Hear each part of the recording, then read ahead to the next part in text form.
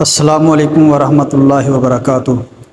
نحمدہ ونصلی علی رسولہ الکریم، اما بعد فاعوذ باللہ السمیع العلیم من الشیطان الرجیم، بسم اللہ الرحمن الرحیم۔ یا ایہا الذین آمنوا اطیعوا اللہ واطیعوا الرسول ولا تبطلوا اعمالکم۔ سامعین محترم، جشن عید میلاد النبی کی شرعی حیثیت کے حوالے سے تیسرا حصہ آج بیان کیا جا رہا ہے۔ اس حصے کے اندر بیان کیا جائے گا کہ جشن عید میلاد النبی کی ایجاد کب ہوئی اور اس کا موجد کون تھا اور اس کی شرعی حیثیت کیا ہے۔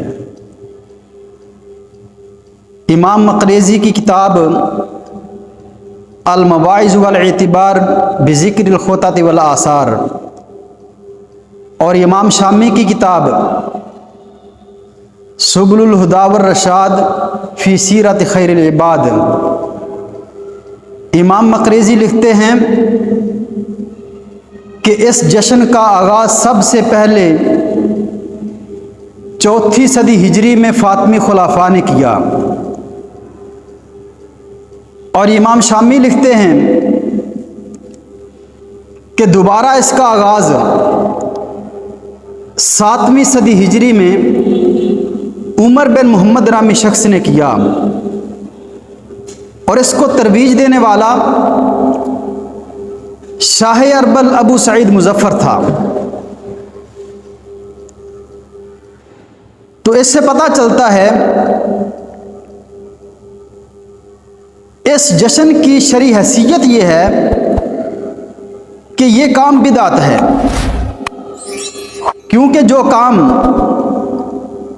4 صدی ہجری میں شروع ہوا ہو یا 7ویں صدی ہجری میں شروع ہوا ہو وہ کام بدعت ہوتا ہے، وہ دین اور شریعت نہیں ہو سکتا۔ اور بدعت کے بارے میں میرے نبی نے ہر خطبہ کے اندر ارشاد فرمایا، وَشَرَّ الْأُمُورِ مُحْدَثَاتُهَا وَكُلُّ مُحْدَثَةٍ بِدْعَةٌ وَكُلُّ بِدْعَةٍ ضَلَالَةٌ وَكُلُّ ضَلَالَةٍ فِي النَّارِ، کہ ہر نیا کام گمراہی ہے اور ہر گمراہی جہنم کے اندر جائے گی۔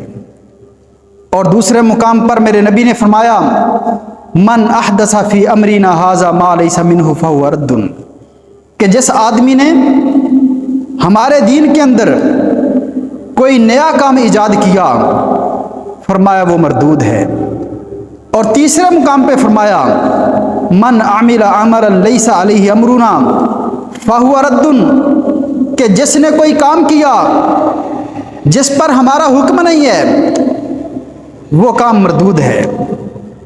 تو حضرات، اگر یہ کام دین اور شریعت ہوتا، باعث اجر و ثواب ہوتا، یا دین اور دینداری کا معیار ہوتا، تو سب سے پہلے میرے نبی یا ایھا الرسول بلغ ما انزل الیک من ربک کے تحت اس کام کو عبادت قرار دیتے، اور لقد کان لکم فی رسول اللہ اسوۃ حسنہ کے تحت صحابہ کرام اس دن کو مناتے۔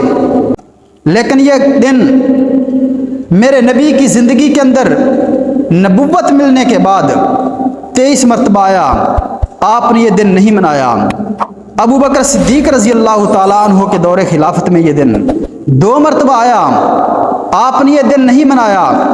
عمر فاروق رضی اللہ تعالیٰ عنہ کے دور خلافت میں یہ دن 10 مرتبہ آیا، آپ نے یہ دن نہیں منایا۔ عثمان ذو النورین رضی اللہ تعالیٰ عنہ کے دور خلافت میں یہ دن 12 مرتبہ آیا، آپ نے یہ دن نہیں منایا۔